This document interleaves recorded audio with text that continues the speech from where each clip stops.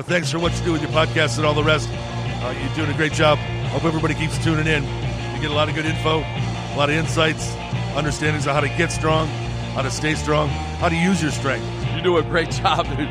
You make things better than they are in real life, I think. If you don't follow Massenomics, y'all do it. Social media, website, everything. Massenomics.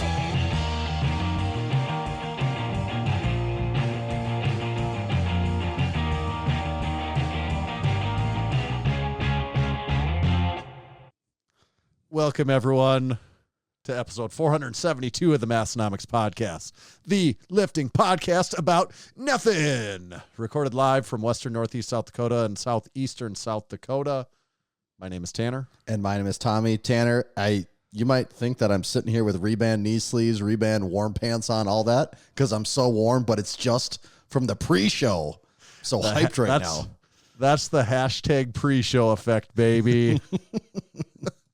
Yeah, we just wrapped up another banger of a pre-show. For anyone that doesn't know, the pre-show is the show before the show, exclusive only to supporting members. That's the only way you get in on the pre-show. You can listen live if you're a supporting member, and that's the only way. The pre-show is not recorded. You only listen to the pre-show live. It is real spectacular PR on the pre-show this week. Most ever turned in. Yeah.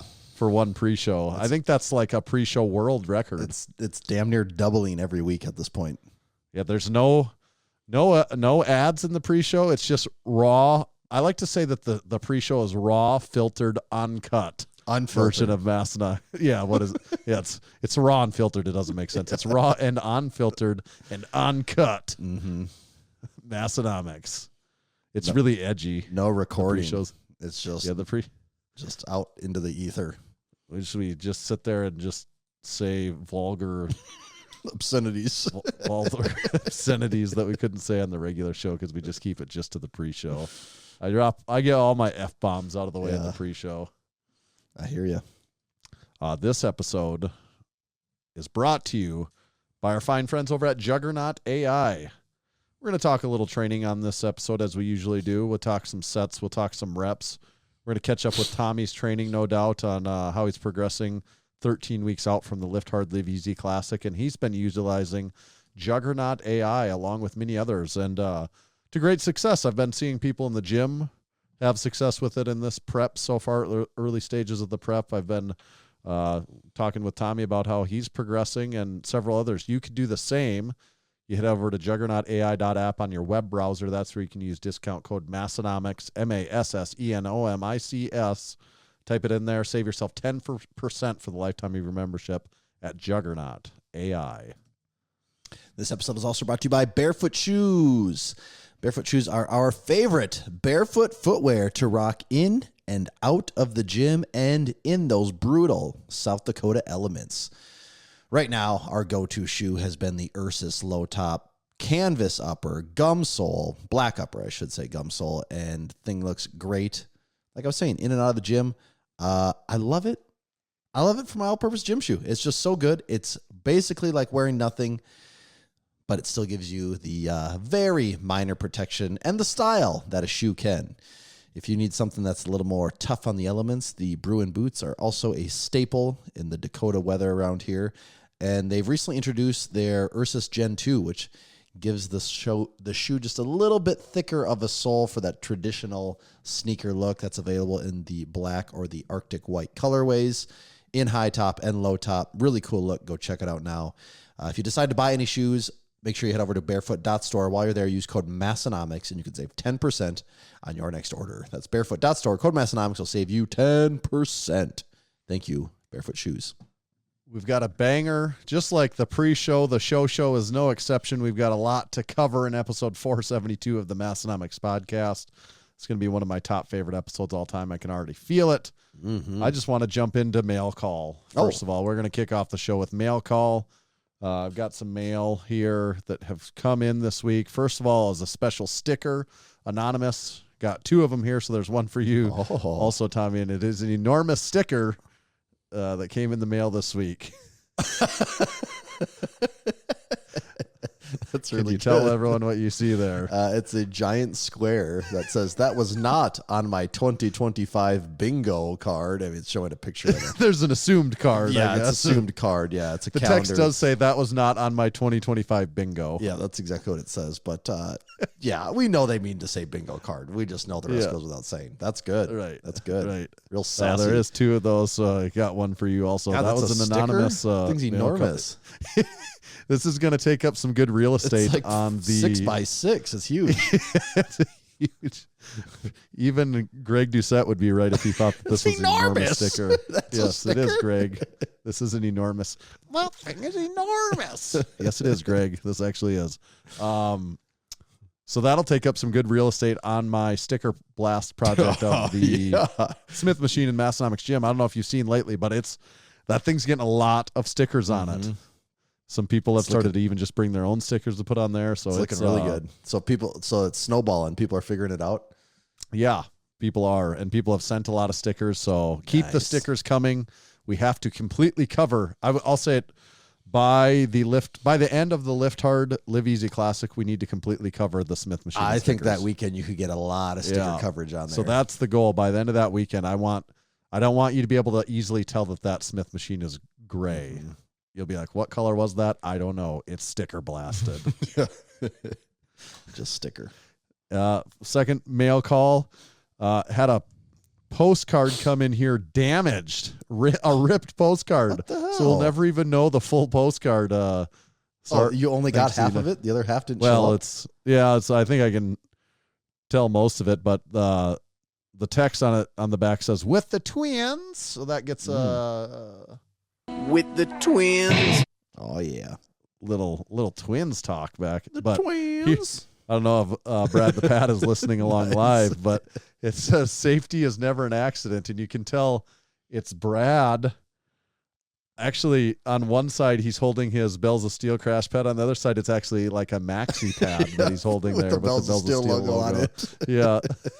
So I don't know if there's anything else to that bottom 25% of the postcard that I just dropped here, but It's more mysterious that way to never know. yeah. Safety is never an accident. He's got like the adult diaper, or is that a feminine product? I'm not really sure. It's either hard one. to tell. It's ripped in half. You never know. Right. Wow. Unfortunately, that got ripped, but what's left of it, I'll hang on the bulletin board at Massenomics Gym. That's mail call for episode 472. That's a good mail call. Yeah.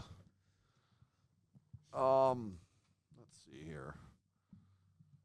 I did get a new SD card. I had that before last week's episode, so Yeah. People could Everyone's hear, been wanting people could to hear you know. in high definition. They could just Yeah. hear the I clarity do have of the the new card. SD card. Then some people were talking about my video going out of focus, and I think I got all the settings right, but it does just keep it wants to sometimes come out of focus, so I got to keep my eye on it and make sure it's tracking. Yeah. It wants to stop tracking is what it does. Okay. So even when you tap on your face, it still isn't. Well, no, once I tap on my face, Oh, it goes then it goes back, out. but then Okay. it just loses it at a certain yeah. point. There must be some setting that got Yeah. bumped somewhere there. Because last week's episode, I noticed I had to tap it a few different times, and then it would go back to working. So, yeah, it probably wants to focus on some Big Ben said it wants to focus on the secret merch in the background. Mm-hmm. There actually is, even as we speak, there is secret merch in the background. Just so everyone knows, there is almost always secret merch in the background. And I post something on Instagram probably once a week that has secret merch in it. I posted something today on our Instagram story that had secret merch, unreleased merch in it. And if you ever think, oh, Tanner accidentally did that, I never accidentally do that. I always purposely do that. Very intentional. It's there. You just have to know where to look and what to look for, and nobody does, so it doesn't really matter. But I like to think about it that someone's getting a glimpse of something. This week's episode, what are you canning? Are you canning Dude, anything? I actually got two things I got to do this week. I'm a little low on my protein levels, so I'm gonna hit it again here. We got the is it gonna focus? Maybe I'll have one then too, actually. Because did we both try the same flavor last week? Yeah, we did. I didn't know if you still had yours on. I got the Genius shot here. Let me grab mine. Okay, last week the RP team had sent us some Genius shots. I can't remember, Tanner. What was the flavor we had last week? Orange creamsicle. Orange creamsicle. This Orange week cream. we got blue raspberry. That's right. And I was just so taken aback by the flavor and texture last week. It was not what I was expecting at all. I was expecting something a little thicker, a little chunkier, and it was almost like juice, but somehow it's juice that has 23 grams of protein and nothing else. It's a miracle of science. And every I'm time not even we're sure gonna I'm take- doing the shaking thing. It's actually, I don't think even necessary because it's so liquidy actually. And there's a good pre-show graphic already. Yeah, save that pre-show graphic. People are making pre-show graphics. We got to hear the official genius shot sound of the podcast, though.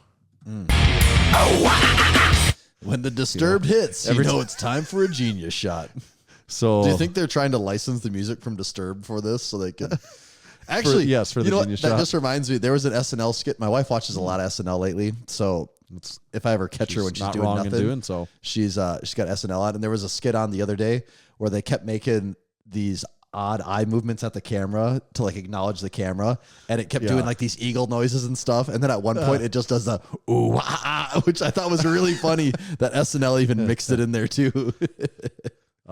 Big Cody supporting member would tell you those aren't eagle noises; those are hawk noises, actually, because eagle makes a unappealing noise. Okay. In actuality, but it's what people think an eagle does. What an eagle says. Boy. All right. Okay. Genius shot.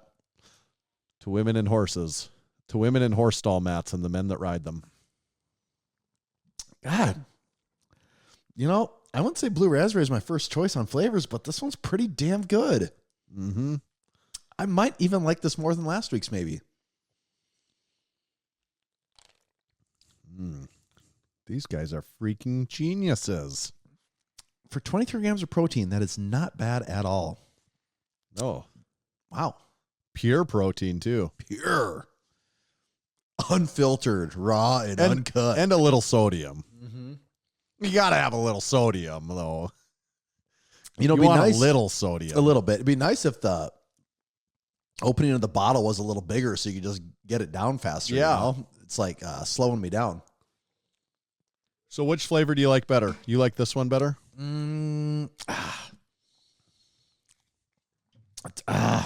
It's hard for me to say. Can you hold yours up again there? Oh, this old thing? Oh, that. How was it? Oh, This- we can't hear you. This genius said it. shot? It Yeah, was he's delightful. saying it's really good. It was incredible. This thing sucked. Oh, you were recording that? Sorry, Tanner. I didn't know you were going to record. I didn't record that. Well, I won't send that part to Nick. All right. You know what? I like the orange one better, though. I'm being probably frank. 51-49 blue to or orange to blue. Yeah, if I'm being frank, I'm going to go orange 60%. I'm going to go orange 75%. Oh, really? Just Yeah, it was because not that much of a gap for me. They were pretty damn similar. I'm going to have to start taking a pretty hard line on blue raspberry. I wanted to, but they made this blue raspberry good. But it just doesn't make sense. I 100% agree. You show me a blue raspberry. I remember when raspberries used to be red. We used to be a proper damn country with red raspberries. And they're out of season almost 11 months out of the year. 11 and a half of the 12 months. Proper country where you couldn't really even get decent fruit at the grocery store. Before all these damn GMOs. Before the GMOs ruined it all. I'm not even sure if that's the right, confusing my people that are mad about stuff, probably. Yeah. I'm mixing my people that are mix mad them all about up. things. It's just an angry. I'm going to follow it up with a watermelon lime. Oh, Good and gather now, though. I don't know how you hardly can follow that up, though. It's hard to do. I've got a little something here. Oh, what I color don't know is if I've that? had this Looks on there. Yellow. Yeah, I've got Waterloo Ruby Red Tangerine. Oh, okay. Yeah. Do not adjust your screens unless I'm blurry again. This is a Ruby Red Tangerine. Wow. Oh, might even hit watermelon lime might even hit better after that blue raspberry. I'm just getting all my fruit for the week right here. High doses of fruit in my genius shot and my sparkling water. For anyone just tuning in, Tommy is anti-fruit historically. Not a big fruit guy. This is, pretty much all the fruit flavoring I've had this week right here in these natural sources. This is a tasty beverage. Waterloo rarely disappoints, of course, but the Ruby Red Tangerine, it's freaking good. It's like a 4. It's freaking good. Wow. I mean, it's riding off the coattails of grapefruit flavoring sparkling waters. And rubies and tangerine. Yeah, pretty good. It really works good in my red drink spotter here, too. Oh, it's off camera. Nice. You'll have to take my word for it. Mine works great on my horse stall, my pony pad coaster over here. Oh, so all right. Great segue. Coaster restock. I'm hoping by the time this episode is live, they either have been restocked or they're coming really, really soon. So I guess if you're listening to the, when I said live, I mean like when this episode publishes on Sunday and Monday, the upcoming, I don't know, whatever the hell this comes out. If you're listening to it, hopefully the coasters have either been restocked or they're going to be any day.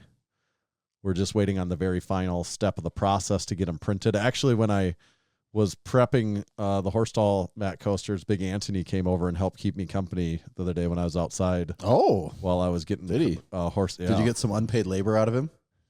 No, he just stood there and didn't even prep any horse stall mat coasters. But he did get a sneak behind the Massenomics sneak peek behind the Massenomics meat curtain to see how these sausages are made. Well, that's worth something. Yeah. He said these snazberries taste like snazberries. Yes. So they should be back.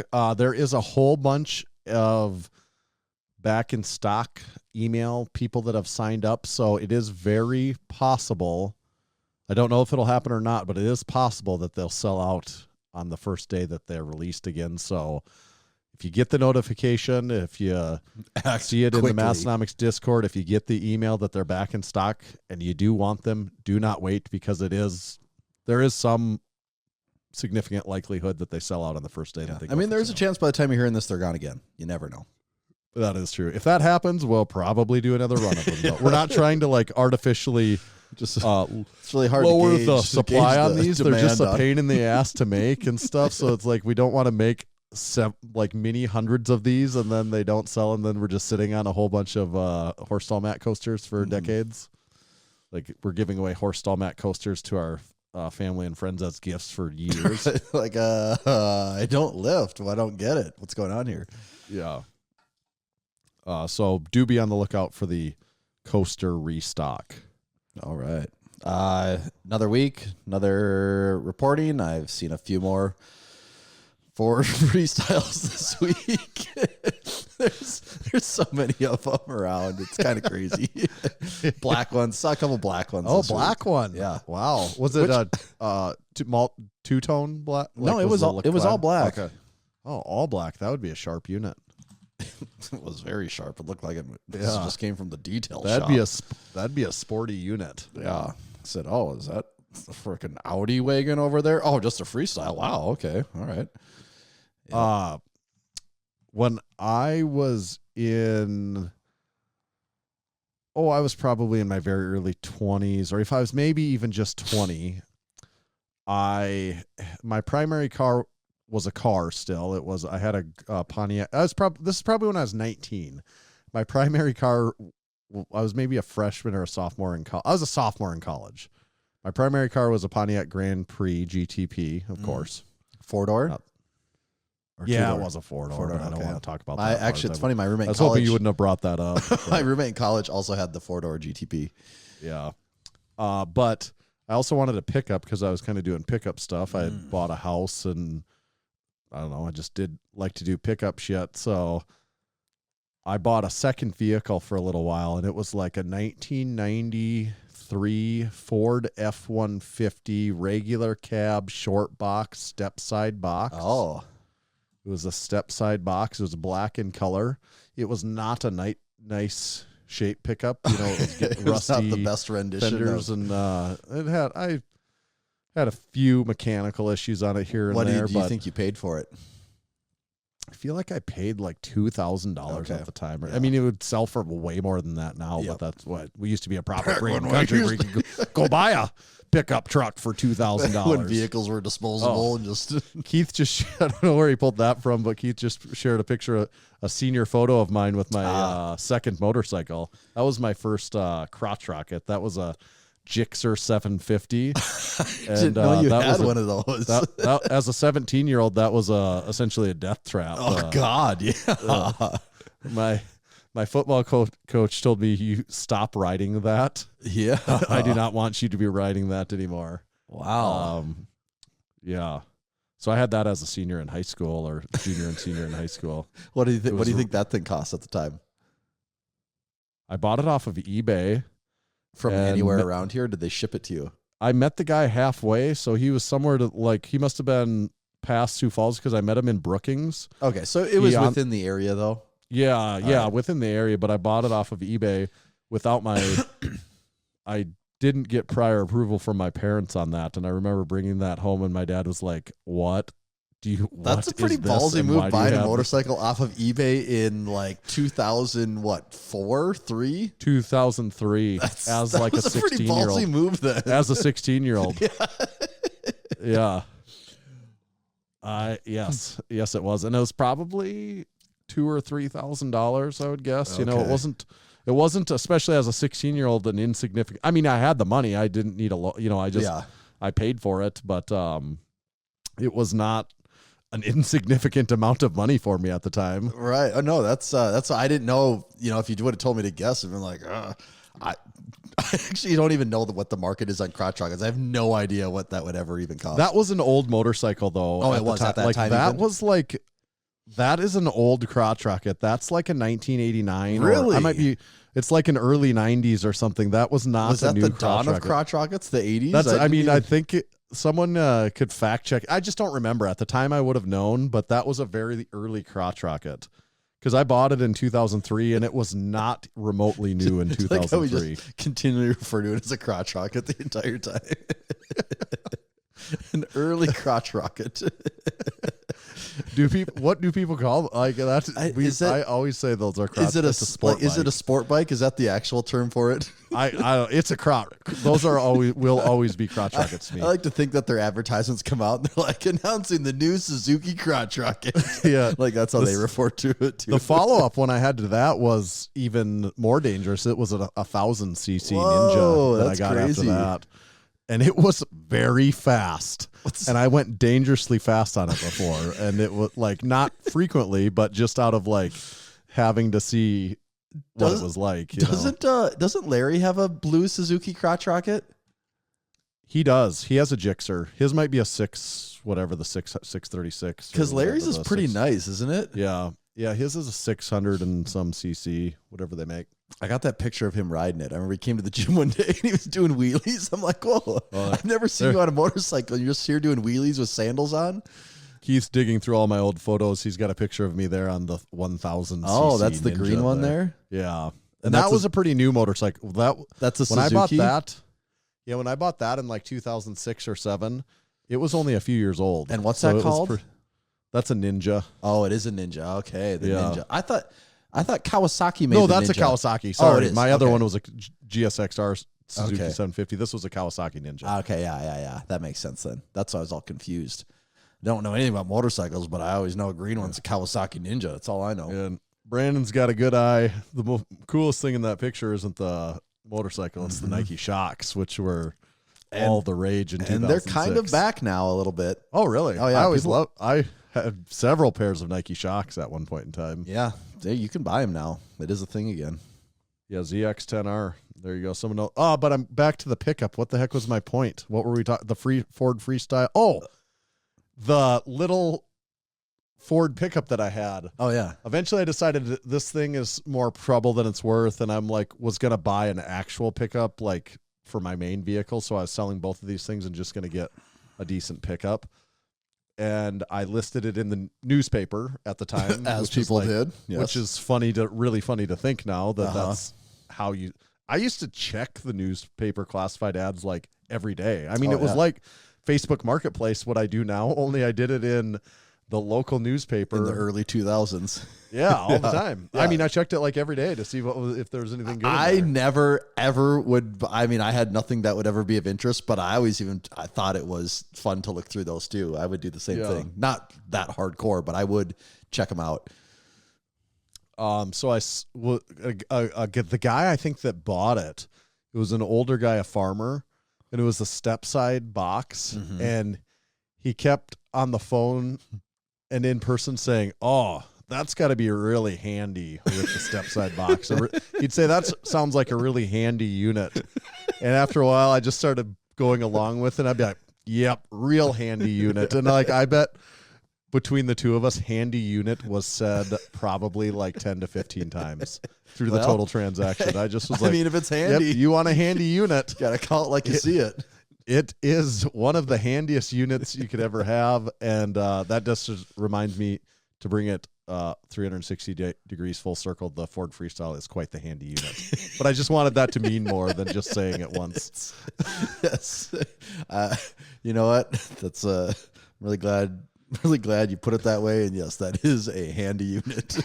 Wouldn't you describe a Ford Freestyle as a handy unit? I absolutely would. I can't think of two we better went words six to deep describe in it to the park today. You did? Ford Oh yeah. Freestyle. Well, yeah. It's a family. Yeah. It's a family hauler. Look at it. Well, I mean, it's a handy unit. Yes. It's no crotch rocket, but it's You know, you can't like put the 6 people on a opposite of crotch rocket either, though. Yeah, yeah, it's kind of the opposite. I of a don't think crotch rocket. Kawasaki Ninjas come in Pueblo Gold, so. Be a lot cooler if they did. All right. Well, now that we got the Ford Freestyle update out of the way, the next update that wasn't even a topic on the list. Nope, that was just bonus topics. The next thing we have to address here is cottage cheese again. Okay. And yes, all right, we are a cottage cheese podcast. I got two things to say. So I was at Pizza Ranch last night. Oh, actually, two things to report on Pizza Ranch.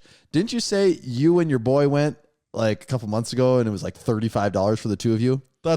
Yeah, it was like some insane amount of money. I can't. We'd have to.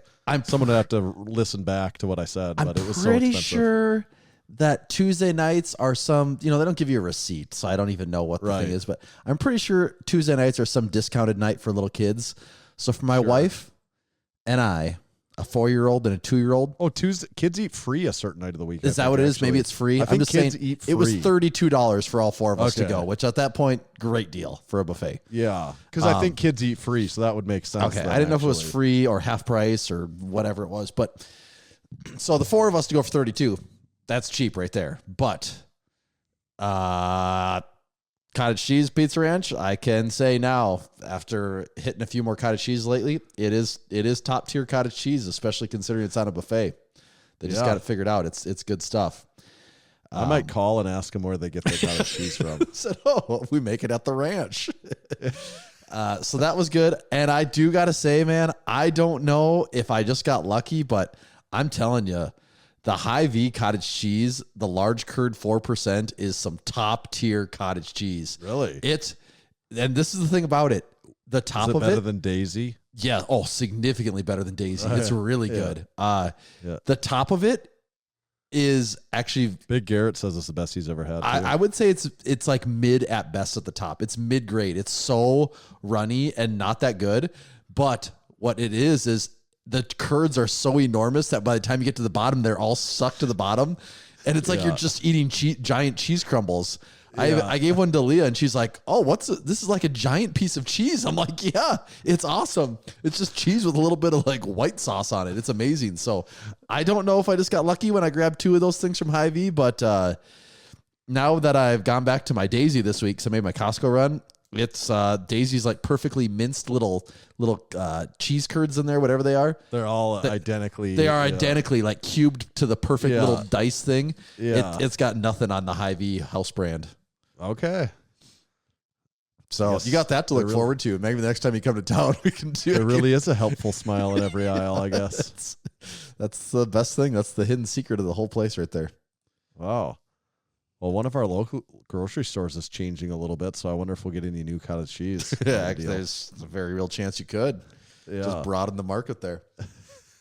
Expand our Western, Northeast, South Dakota cottage cheese offerings. Mm-hmm. Someone, this is homework for someone, call up Pizza Ranch and find out where they get their cottage cheese from. Where do they source? Where do they source their cottage cheese from? That's top secret stuff. We can't tell you that. They're like, another guy calling about the cottage cheese. Be like, no, there's like a press 3 if you're calling about the cottage cheese. If you'd like to place a it's like the first option is where you get sent if you want to know about the cottage cheese. No, when you call to order a pizza, it's like, if this question is about cottage cheese, press 1. If you'd like to place a carryout order, press 2. Espanol Trace. That was all the Spanish I know. It's pretty good. Very convincing. Not bad, isn't it? You could tell what I was saying. Yeah. I couldn't. It sounded so Spanish. I couldn't even tell. It's like when we go order when we're in California with Chad and Marissa, or with Big D and Big Grant. It's just like that. You want to hear some? What time do we got? Do we have time? Since we are a podcast, do you want to hear? Also, this week's episode, I'm going to end it with a special segment. So don't let me forget. When we end this week's episode, there will be a special. Well, can I just write special segment on our list so we don't forget? Yes. Yeah, you can write special segment. And we have to end the show with it, or close to end of the show. I want it towards the very end of the show. So people listening live are not going to get to hear it until it comes out in the recording. But okay. We are a podcast. You want to? Well, no, wait. Scratch that. I want to move to this one instead. Ohio Gym Tour update. Yes. This is more timely. I want to give an update about our Ohio Gym Tour. It's still going on. If you thought it was going to be canceled, that's not true. It's still going on. That's the update. It's going to be Saturday, May 3rd. And it's shaping up to be a good one. Yep. Through Monday, May 5th. We have 8 confirmed stops at this point in time. All of them home gym tours. All of them gym tours, at least I will say. There possibly could be 9. Well, there might be a 9th. I suppose if something wacky happened, there could even be 10. But I think at minimum there's going to be 8 with a moderate possibility of hitting 9. Yep. And we will be in Indianapolis, Dayton, Toledo, Cleveland, Columbus, and London. Those are our stops that we have on the trip. That's just about the whole tour of Ohio right there. What are we just leaving out? Cincinnati, is that it? Yes, and we're not going to make Cincinnati, actually. Yeah. I guess we'll just have to go back again sometime, right? And unfortunately, there's several places of people we talked to, and as we're arranging this, that we're not going to get to go to. Mm-hmm. I would say of the 8 confirmed stops, I think 6 or 7 of them are crew. Yeah. So it is very crew heavy. So not all crew that are in the area we're going to get to go to just because of the time and logistics on this trip. But rest assured, at the very least, it is very, very crew heavy. Mm-hmm. So that part of it's pretty cool. And then on Monday, we'll be finishing up with a tour of Elite FTS, and then also being guests for our second round on Dave Tate's Table Talk. So that'll be pretty fun. The first one was just warm up for this one. That was just the warm up. You ain't seen nothing yet. Yeah, that's the Ohio Gym Tour update. Anything else special about that? It's going to be jam packed. Our schedule is completely full. I don't even know. I said what we're doing. I'm not positive that we can actually do it, but it is. Well, you say 8 gym tours. But 8 gym tours making laps around the state. You guys going to be there for like 4 days? No, this is like 2.5 days. Yes. It's get up at 5 a.m., drive, gym tour, and then quit at about 11 o'clock at night, and then just do that for 2.5 straight days. Big Love Lady asked if there will be a pre-show on Table Talk. Well, there is kind of a pre-show Table Talk, but I don't know that there is. You know, Dave's big into the live, learn, pass on. Maybe we can pass on the tradition of the pre-show to him. Let him know what he's missing out on. Yes. So yeah, stay tuned. That's coming up really soon. We'll be leaving in a couple weeks for that, which is wild. Seems like we've done so many trips lately, and that train is not slowing down. And part of it, you're going to really see that train.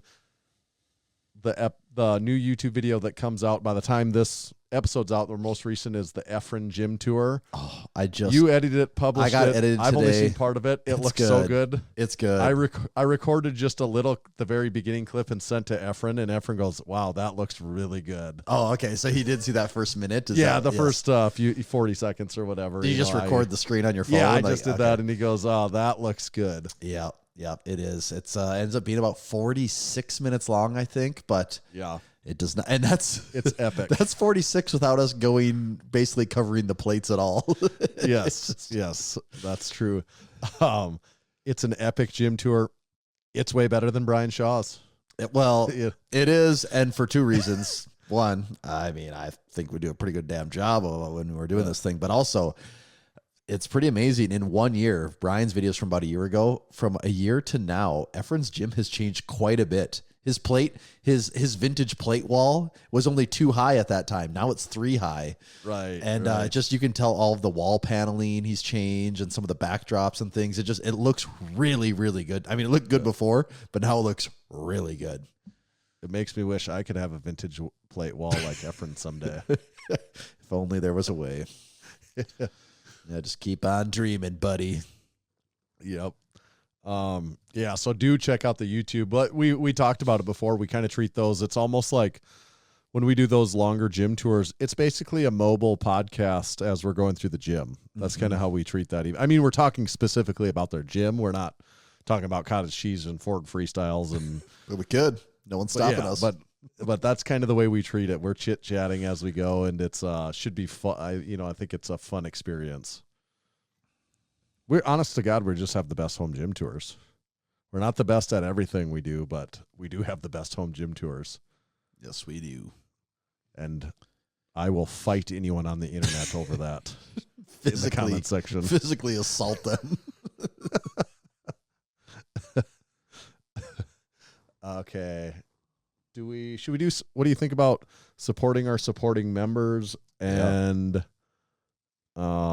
maybe just a hint at the title topic?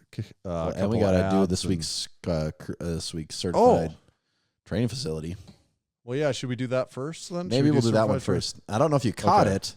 Not everyone watches on YouTube, but people asked for it. I did put the image in YouTube. Oh.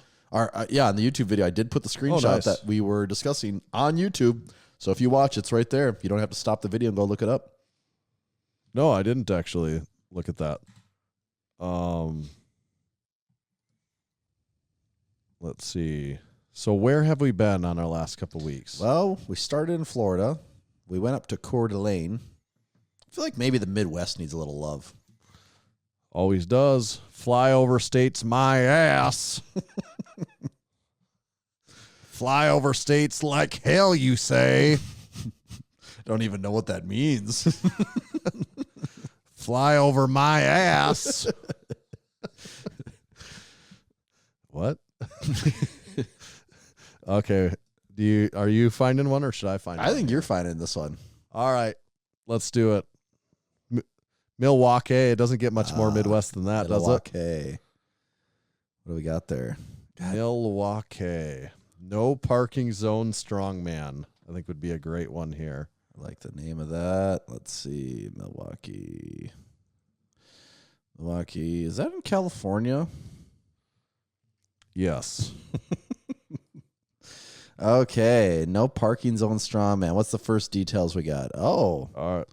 Big we Katie? got one picture to work with here. Yeah, this is Big Katie, the strong woman herself, as competing at the 2025 Arnold Classic strongman competition. Yes. So this is a garage gym, right? Yeah, I think it's a garage gym we're dealing with. There's a window, so There's I know a window. it's it really gives the Midwest vibes. The little what do you call that thing? The little fabric thing on the top of the window there. You know what I'm saying? Almost the drapery. Yes, the drapery. But the drapery does not match the carpet here because the carpet is horse stall mats in this garage gym. Just like any good carpet would be. Yeah, so she's got a lot. There's several horse stall mats there, isn't there? Yeah, 1, 2, 3, 4, 5, 6 for she's sure. dealing with at least 6 horse stall mats in this unit. Yep, which is a good number to get strong. Yeah. And what was the official name? The No Parking Zone Strongman. Yeah, I've got a picture. I've got her. You can see her logo back there along the wall. She's got her certified training facility flag right next to that, and I've got a sticker of that up on in Massenomics Gym. All right, what's she dealing with? We talked about the draperies. We talked about the horse stall mats, and then what's she dealing with equipment wise? We got an orange. Nobody tell Keith. We got an orange 6-post rack. It is a rep rack. It appears to be. That's what I'd say. 5-ace hardware. I can see the west side hole spacing there. Great usage of drink spotters on there. She's got a little, she's got a rep bench in there too. I forget what that one's called. It's the one that has the leg things on it. Yep. And then it's the leg thing rep bench. Yeah. Yeah, the leg thing. It's called. She must have, does she have like a lat pull down? She has, it looks like some type of lat pull down in the back of her rack. I don't know if Maybe that's, it's like this. Is it the Spud Ink one? no, because look, like there's the an guide rods integrated? and everything. Okay. Do you see those back there, right? Mhm. And a weight horn too, it looks like on there. Yep. So it must be maybe some rogue or rep integrated one. I forget what theirs is called. So that's cool. Good use of space. She also has a little landmine attachment on the front of the rack. Yep. What else we see in here? Got a few different attachments laying around. We got a trap bar. We got some adjustable dumbbells. The Kinda looks- Bowflex. Yeah, look. Isn't Is it? that what it looks like? The Bowflex ones. I can't tell if that's what that logo is or not, though. Yeah, it looks like the stand. Maybe they're not Bowflex, but they certainly look kind of like Yeah, that. I got that same look. Got some bands on the wall, and then we got some sandbags, an axle, and some crash pads. Yep, the Titan Fitness crash pads. She's got the original Crispy Boys banner on the wall back there, that's too. right. Yeah. Yep, Yeah. that is the original, the OG. I think that you can see her overhead garage door where it would open up above Oh, her yeah, deadlift area there. Hell of a training facility. What I want to know, Tommy, is could you get strong there? Oh, God. I feel like I'm getting strong just looking at this picture. I feel a little stronger than before we started this certified training facility segment. And Katie's no stranger to getting strong either, so we know No, you it can. must work for her. Okay, so that was round 3 of our certified training facility of the week. In order to get featured on certified training facility of the week, number 1, you got to have a certified training facility. You can do that by heading over to massenomics.com/certified. Or just go to our the shop. store. Yeah. Yeah, go to our shop on our website. You'll see it. And then beyond that, you got to have sent us a picture. So if you already got a certified training facility, but we don't have a picture of your gym, send us a picture. DM it on Instagram. DM it on Discord.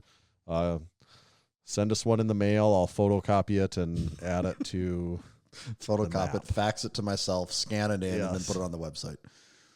Yes. You could DM it to Massenomics account. Just DM it to the Massenomics account. Big Andrew Montoya asked. Just DM. I'll see it the soonest then. I'll get it no matter where you send it, but I'll see it the soonest if you send it to the Massenomics account.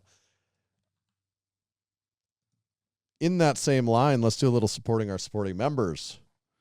Everyone that supports us, we really appreciate it. Supporting memberships are the number one thing that keep the Massenomics podcast going. They've been continuing to roll in.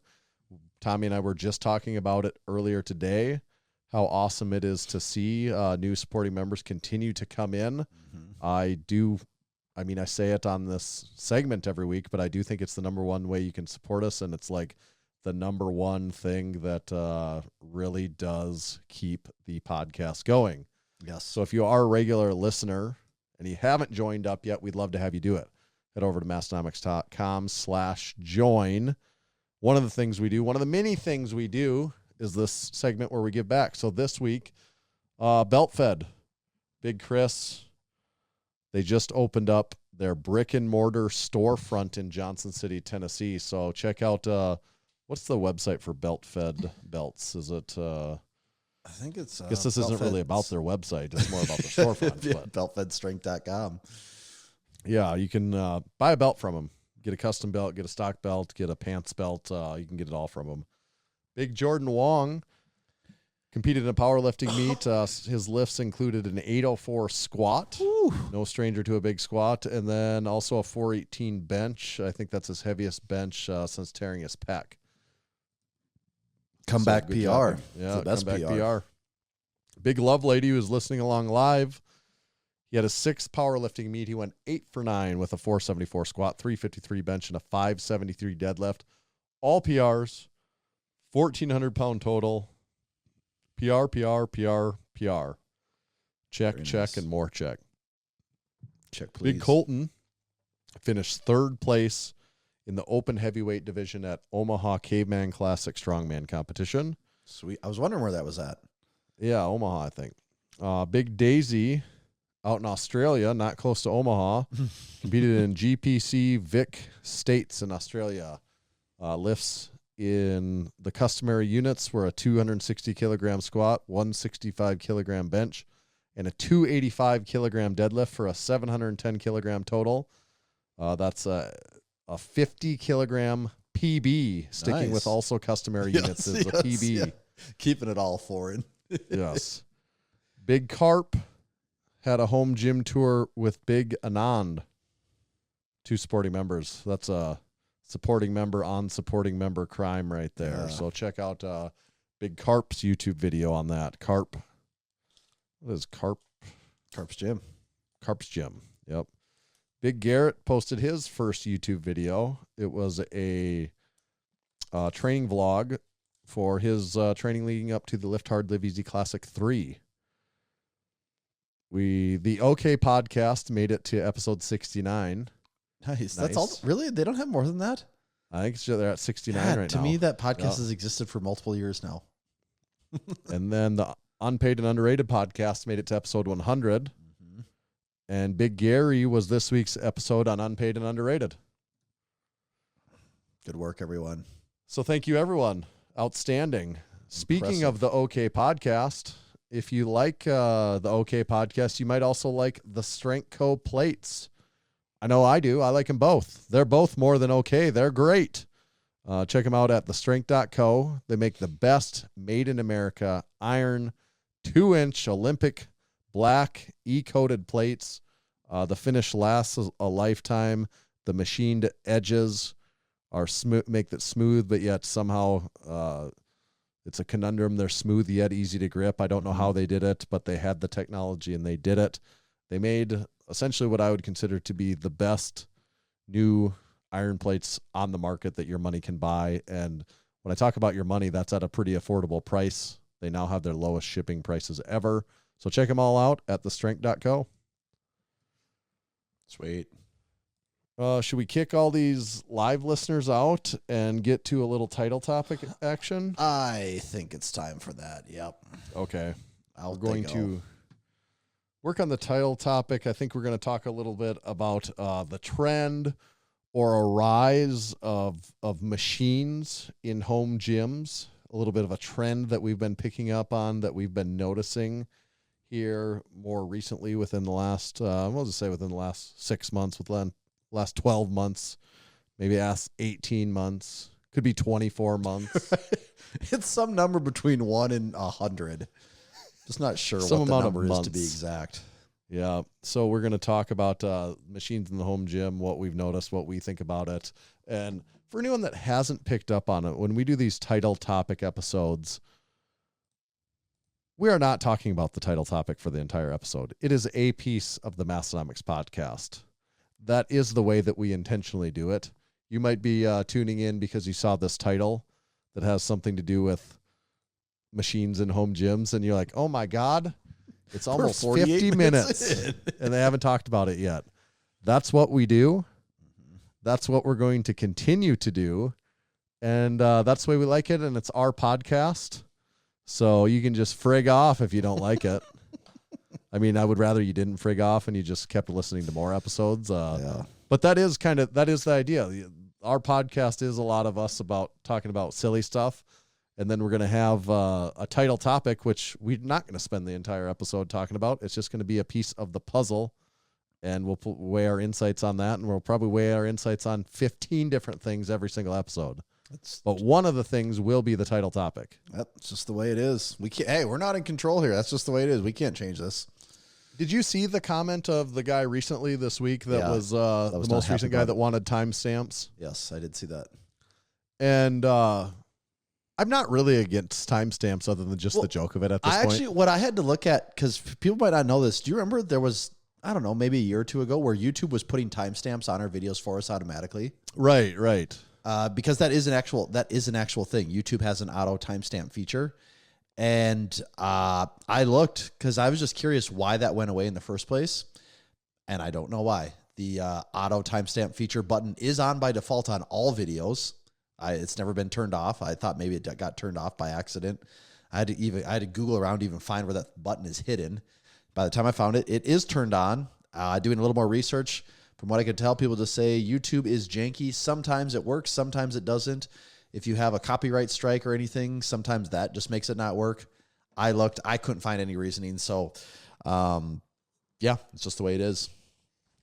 And I don't care. I don't have a principle, anything against timestamps, but it's just fun. It's kind just of a also fun joke. annoying, though, for us to have to go back at the end of all this and then timestamp all of these segments. It's not how this show works.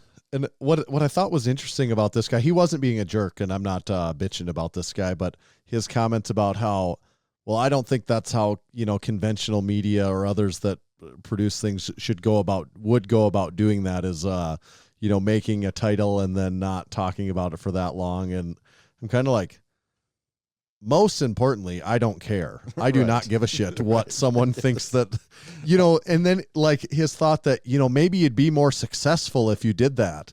I'm like, maybe, or maybe we are successful because we do maybe we've found our niche of people that like what we do. Right. To me, it's just hard because I don't consume content that way. There's nothing that I consume where I want to hear someone talk about it, but I only, if I care about someone's opinion, I care about what they have to say on multiple things. Right. There's just no content that I'm a fan of that I only want to hear people talk about one specific thing on an entire show.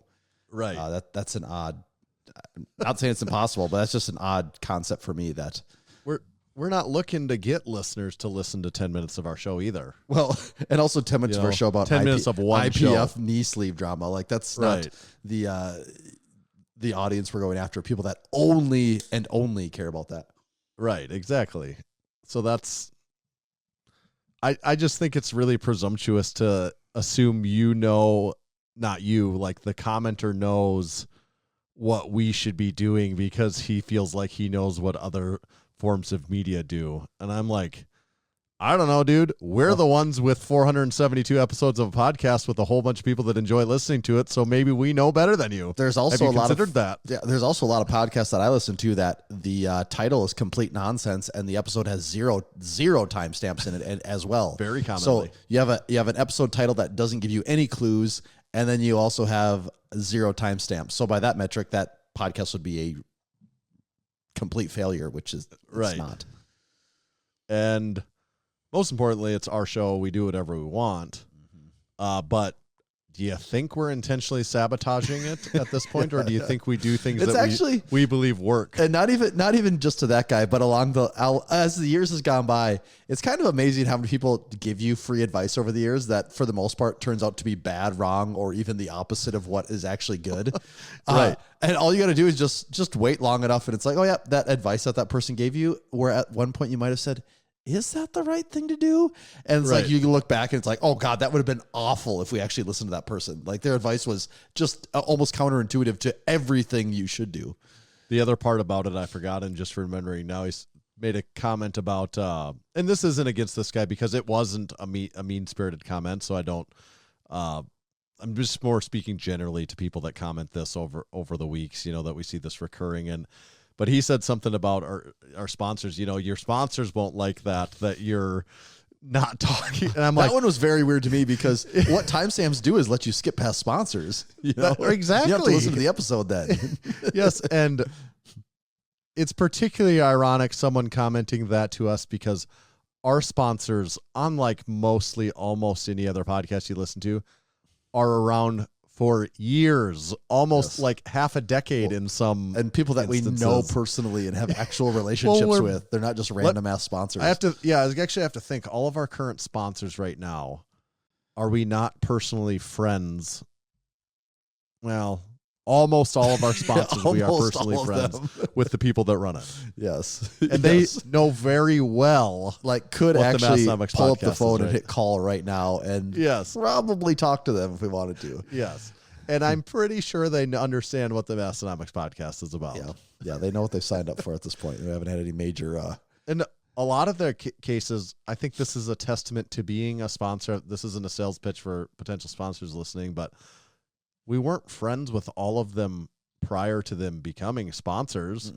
They became sponsors, and then they just became our friends because they've we're like, hey, get involved in the community. It makes it even better. And then they do. And then they're our friends. And then they, I bet they don't sit there thinking, I really don't like the format of this. They think, this format seems to be working. There's a lot of people really engaged with this. I'm glad they do it that way. It's maybe not what I would have thought, but it seems to be working. Well, and again, not to toot our own horn too much here, but we also know that several of our sponsors have been compensated very well by being part of the Massenomics community over the years.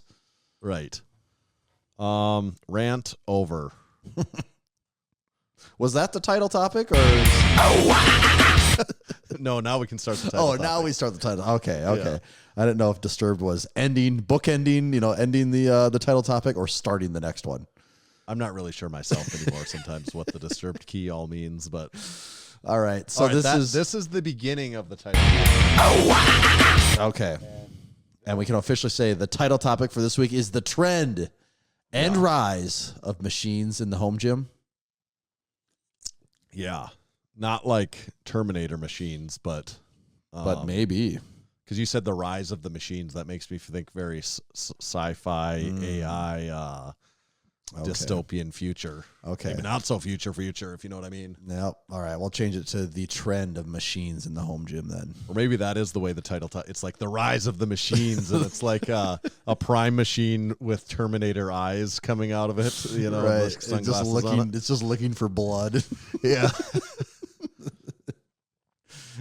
I'll be back, but not until like 18 months because our lead times are so long. I'll be back in 12 to 18 months. 16 to 30 months. And I also cost like $7,000. And I will ruin you financially.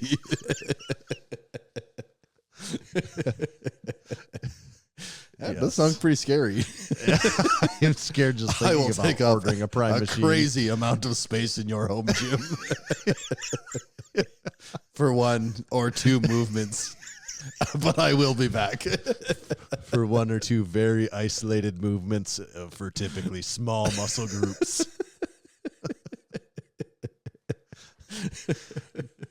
Bang for buck will be very accessory low on some days of the week. At best, you'll use me 1 to 2 days per week. That's if you even like me after purchasing me for $6,000. Oh God, sounds terrifying. Oh my God, is that Terminator? It's a horror movie. Going to be it? This is supposed to be an action movie, not a horror.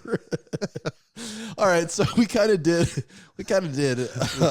just explained all the cons mostly of it. I guess kind of did lay out a lot of our feelings on machines in the home gym, but where this topic became where this topic became a topic was we consume a fair amount of home gym media, and whether that's through Instagram or podcasts or YouTube videos, and also home gym tours, whether doing ones we've done or watching other ones. Just one thing we've noticed as time has gone on is people, it seems like they're moving more away from, racks and barbells and dumbbells. Like those are getting less exciting all the time. And what's getting more exciting is your functional trainers, your all-in-ones, your prime machines, or just machines in general. And it feels like you're starting to see more and more of this in the gym. And I remember in home gyms, and I remember the first time I told this to you, Tan, you're like, I agree with you. It seems like you're seeing so much of this. And so we did just want to talk about some of the trends we've noticed with that, some of the pros and cons, if there are any of either one of those, and just make people aware what is going on here. So what's going on here, Tanner? Hasta la vista, floor space. Come with me if you want to train one very small muscle group in a very isolated pattern repeatedly for the rest of your life. Here's what the Prime machine says. Quick, get to the wallet. That's not even Terminator, is it? No. It's just Arnold quote.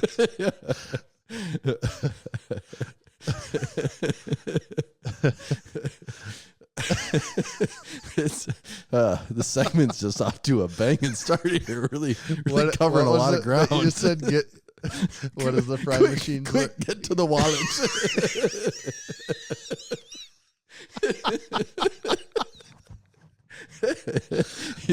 you know, because it's so expensive. Yeah.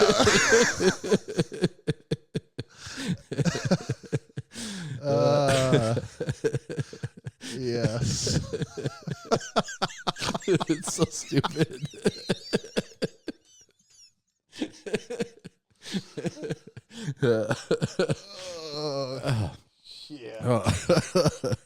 Get kind of toasty over here. Oh man, this genius shot's got me feeling some type of way. I think it's still. I'm riding the pre-show wave. It's the pre-show high. Yeah. Oh God. What was the question? Why is Prime machine so expensive? I think it was just there's no answer for that. What are we noticing with home gyms and with machines and home gyms? Well, I think part of it is on these really long-standing home gyms, people that have a home gym for a really long time, you maybe start to run out of things to buy. And as we know, for a lot of the hardcore home gym people, part of it's the lifting. You know, everyone's on a spectrum. You know, some people are really interested in the lifting. Some people are really interested in the equipment. And then there's a lot of everything in between where... And some are inverted. Some are inverted. Some really probably don't even really care about the lifting. It's just mostly the equipment. You know, there's people on that part of the spectrum, no doubt. And I do think after you've had a home gym long enough and it's mature enough and you've bought in all the necessities, you start to be like, oh, I could maybe buy a machine for my home gym. You know, like I'll drop whatever it is Prime wants to take from me to, we're using Prime as an example. You could buy other machines too, but they're very multiple expensive mortgage payments. Yeah, they're very this machine to my house to use. Yeah. So that's part of it, though. I think people get to a point in their home gym journey that they're just ready for something else, and saying it more simply, they run out of other shit to spend their money on. That's what I honestly think is the number one driver of all of this is it more effective for training a certain thing? Maybe. Like in most cases, the best answer is a maybe. It's not even it's not even like this resounding yes. It's a maybe. I really do think that at the end of the day, most of this is just running out of shit to buy. It's just looking for the next thrill, because once you have 10 barbells and a squat rack and maybe a lat pull down or whatever integrated functional trainer you have, it's like, I kind of have everything I need to get strong, but I got that itch I got to scratch. And that's where the machine comes in. I do think that's like reason number one above all of them so much. Yeah. Practically speaking, I guess if you're, depending on what kind of training you're into, if you're a bodybuilder and you got a home gym, I suppose you're more interested in getting machines. You know, if you're into general strength training. I would also say this though, like you just said, if you're a bodybuilder and you have a home gym, I'd say if you're taking your bodybuilding seriously, you probably don't have a home gym. Like it can be done, but if you really are taking you need it seriously, big ass home gym probably. Yeah, you either have a banging home gym, or if you're serious about bodybuilding, you're just going to a gym where you can do actual body. There's actually a lot of gyms that aren't that good for bodybuilding stuff. So if you're that serious about it, you're probably going to like a legit bodybuilding gym. Right. Yeah, that's probably true. I don't know other justifications for it and stuff. I think you do just. I think it really is just the running out of stuff and wanting to get something else.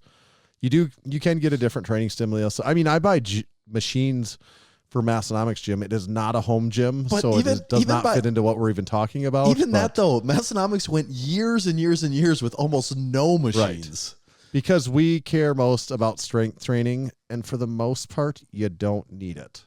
Like if you're focused on the squat, the bench, the deadlift, the overhead press, rows, strongman training, any of that, you can get really, really strong and never work on a machine. Yeah, 100%. And yeah, I don't even really have anything to add because that's just all there is to it there. Right. There's not that much else to it, I guess. On the con side, we talked about a lot of that stuff though too, where it's just like takes up a ton of floor space. Most machines do, especially, and that is again the con. Well, it's like floor space per utility, right? Like Because that's what I was gonna say is like best case scenario, some of these machines have 2 or 3 movements you can do with them. Right. You know, it's best case scenario. A lot of them have basically one movement you're doing with the machine. I will say the one exception I am going to carve out here would be a lat pull down low row machine, because at that point you can use that machine as well. When you have a high and a low point, you can use it for, you know, lat pull downs, low rows. You can do different cable attachments to it.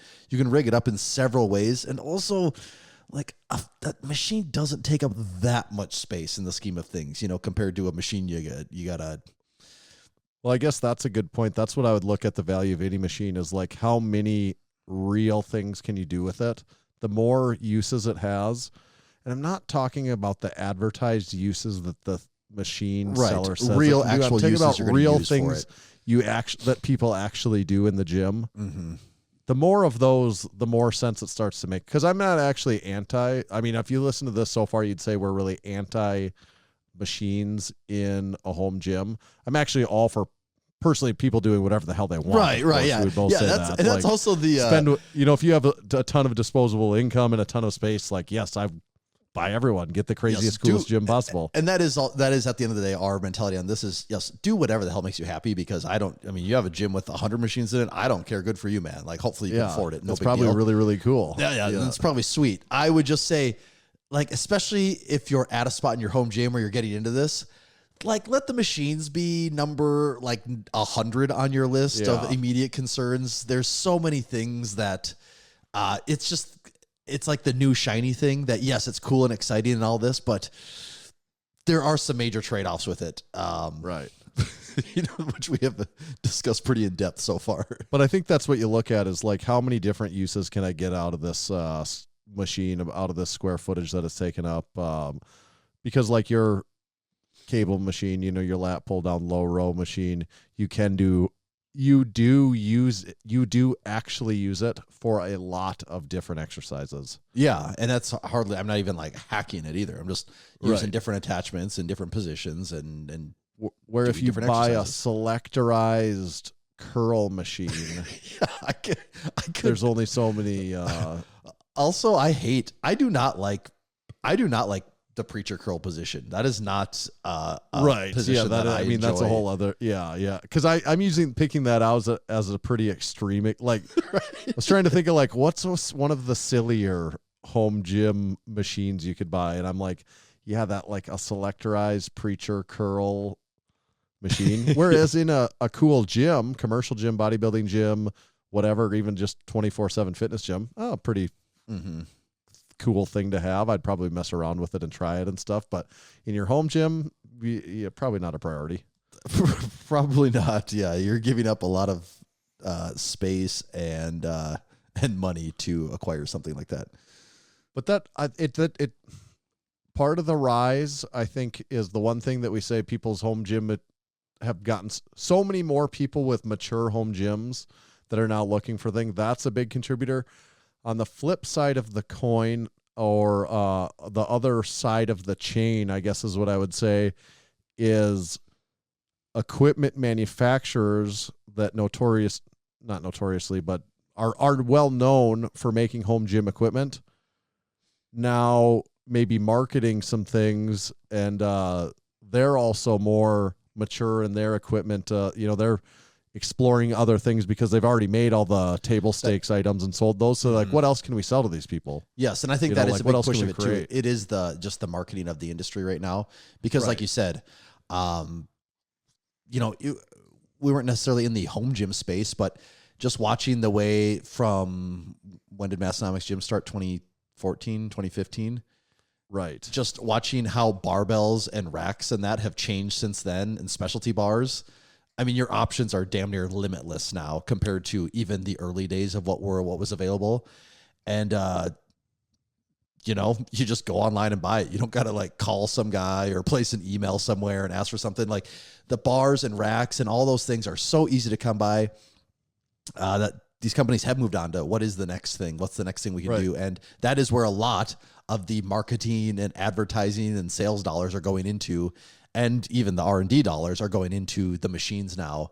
And just because that's where those are going doesn't necessarily mean that is, I think it's easy to get confused. Like, oh, Rogue's pushing this, or Rep's pushing this, or this company's pushing this. Like, this is the next thing that I need. And it's like, no, that's just the next thing they're pushing. It's not necessarily like the missing piece that you needed or anything like that. Right. Because, yeah, in like 2005 or 2010 or probably even 2015, Cybex or Hammer Strength wasn't designing equipment with the thought that it would really end up in any home gym.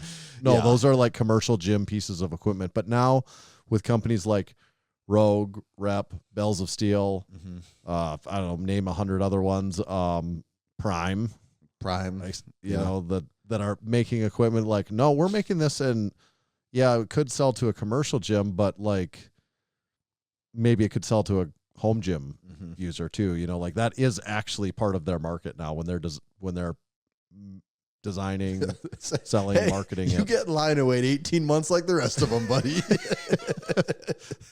No cutsies.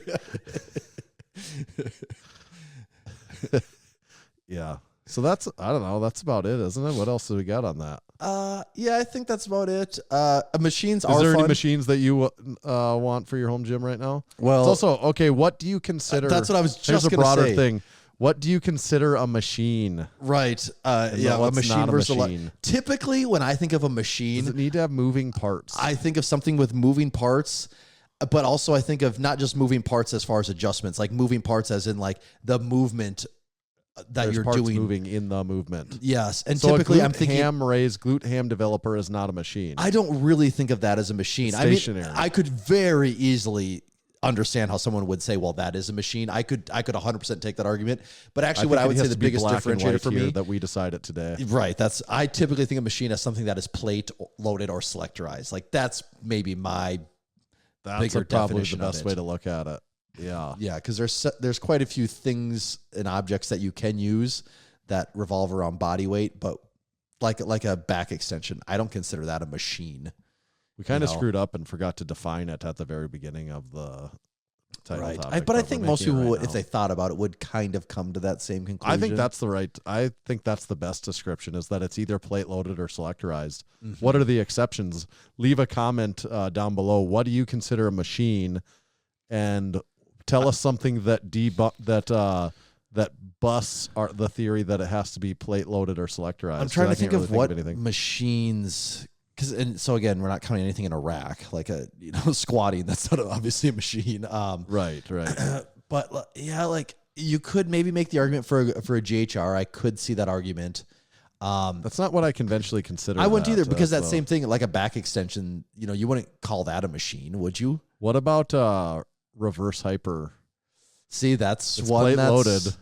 It is plate loaded. It does take up quite a bit of space. I mean, I could see how that a people would call that a machine? machine. I could see that. I mean, for whatever reason, the more I think about it, the less I can explain it. For whatever reason, I almost don't think it is. But in I think comparison because to it's everything just else, not- it almost has to be. Yeah, I think it's just because it's so not a typical commercial gym piece. If Right. those were in every commercial gym you would go to, you'd just be like, well, yeah, obviously That's a part of it machine. too, is like what you perceive as a commercial gym, like what you relate to being in a commercial gym. Yeah. I think that's part of it. Would you call a Smith machine a machine? It's right there in the name, isn't it? It's interesting though. I mean, I guess you have to. It's in its name. It is plate loaded. It is on some fixed paths. It's not. I mean, it checks free. all the boxes, doesn't it? But although, because of its striking resemblance to a squat rack and like it literally being a barbell, it makes me feel like it is slightly less of a machine. Right. But ultimately, I think I have to say yes, it is, because it's. if I'm saying it's not, it's a complete freaking anomaly, and you can't explain why almost, other than gut feeling. My gut feeling tells me it's a little not machine-y, but overall, I guess it is. It has to be. I think so. I'm trying to think of what other machines you can't. Yeah, so many of them are just the generic things of like the hip adductor, things like that, which obviously are leg extension, leg curls, obviously machines. Hack squat and leg press, those are machines, right? Yeah, those are machines. I think those are machines. What's the frickin' not a cable crossover? Oh, like a functional trainer. Functional trainer. I mean, that's a machine. That's all day, a machine. Right? Here's one to think about. That's funny. It does fit the definition, but it's funny to think of this as a machine. Is the hammer strength seated calf raise? That is a machine, but it's funny to think of that one for some reason in my brain doesn't really register as a machine, but it is at the end of the day. Because if you say standing one, I'm like, well, the standing one's obviously a machine. Right. A standing selectorized one, that's but like also totally another machine. classic trademark of a machine is there a seat? And yep, the seated calf raise has a seat. That's another. Maybe it's not really just one thing or not. There's a series of things you check, and the more things it checks off, the more likely it is a machine. Like if it's checking like the hammer strength seated calf raise has a seat, plate loaded. Mm-hmm. Two really important factors. Is it from a company that primarily serves commercial gyms? Yes. Yes. So it's got to be a machine. Yeah. Yep. Smith machine, no seat. No seat. That's probably where it's getting the pass on you, is the fact that there's no seat there. Yeah. But a leg press and a hack squat feel less machine-y to me. I know. I will say they are a machine. They feel far less machine-y to me than a leg curl and leg extension. I agree. Leg curl and leg extension are quintessential machines. It is. Like a leg extension is. Do you like doing leg extensions? Well, I do them 3 times a week. Well, you now. probably have so I do because of the rehab I'm doing single-legged leg extensions. Did you do those before though? Did you ever do those before? Well, there was one other time before that I did them quite a bit for pretty consistently also. So outside of blowing out your knees, have you ever done leg extensions regularly? I mean, yes, I have done them. I can't say that I love them normally, but it is something that I have rotated in and out before. I like a good leg curl better though. Oh, I take the leg curl all day. A leg extension to me just never, I don't know. I mean, you can definitely get stuff out of it. It just didn't seem like the movement. It was too isolating maybe. I don't know. I just didn't, I never liked a leg extension that much. Yeah, I can see that. If somebody says that, I would have a hard time arguing against it. But right now, it's one of I use them pretty religiously, so big leg extension guy at the moment. Given the circumstances. Yeah. Okay. Anything else do you think, about machines? What do you think on the trend of machines? Do you think it continues to be more machines in home gyms? Well, what I think is interesting about this trend, though, what I think is interesting about this one is with specialty bars or attachments or racks and all that stuff, either you had to have them or they were easy to add additional items into your gym. They were relatively inexpensive in the scheme of things. The thing about machines is, like we were saying, they take up a ton of space. You probably got to assemble the damn things. They're annoying to move around. They're really expensive, and they're kind of single use. That's why I just have a hard time seeing them taking off. Like, they will always be a part of the home gym space, but I have a hard time seeing them ever just being a big part of the market. And I could clearly be wrong here, but if you're to say to me what seems more exciting, machines in the gym or things like Voltras? I mean, I'm taking the Voltra route every day. That seems way more exciting just because of the space and versatility over a machine. But is the Voltra a machine? It's a thing of its own. It's a computer. Yeah. I mean, it is more of a computer tech. than a machine. It's tech. So that now that we've kind of really defined our system of defining what a machine is there any machine that's on your wish list even for a gym? I mean, you could say I have a machine with my lat pull down. It has a seat, it's. But is there any that you don't have then that? I actually don't think the one I've talked about is a GHR, but I don't really think it's a machine. That's debatable as to whether that's a machine or not. I I don't even know what I'm not getting a leg curl, leg extension machine. Like that's not on my list. I'm not going to add. Here's a good one. Is the Rogue Rhino a machine? Guess it is. It kind of is by these metrics. I could see myself wanting a Rhino someday, but yeah. If it's an attachment onto your rack, is it a machine? if it's a drop in, is it a machine? If it's a rack mounted Smith machine, is it a machine or is it a rack attachment? I think rack attachments are a separate category of home gym equipment. Yeah. Is a attached Rhino or an attached Smith attachment, are those machines, or is that just an attachment for your rack? That is a good point. Well, to me, also part of a rack attachment. It's not a good point. It's just a stupid point. Yeah. I mean, you have an argument, but I would also say to me, to be a true rack attachment, there also has to be some level of, can you remove this thing in less than an hour, and 50 bolts, right? Like a J-cup attachment all day. A Matador, dip station, drop it on, you're good. Some of this other shit that requires all this setup and clearing out of spaces, I'm like, I guess in the literal sense it attaches to your rack, but outside of that, we basically have a machine here, Yeah. Someone in the comment section below on the YouTube, count how many times we've said machine and give us that number on how many times we say machine this episode. It's a lot. You even started to use the term machine-y, which I was not familiar with before this, Tanner. Made it up just for this title topic. So I think that's going to round up the title topic, and the end of the title topic is always signified with this.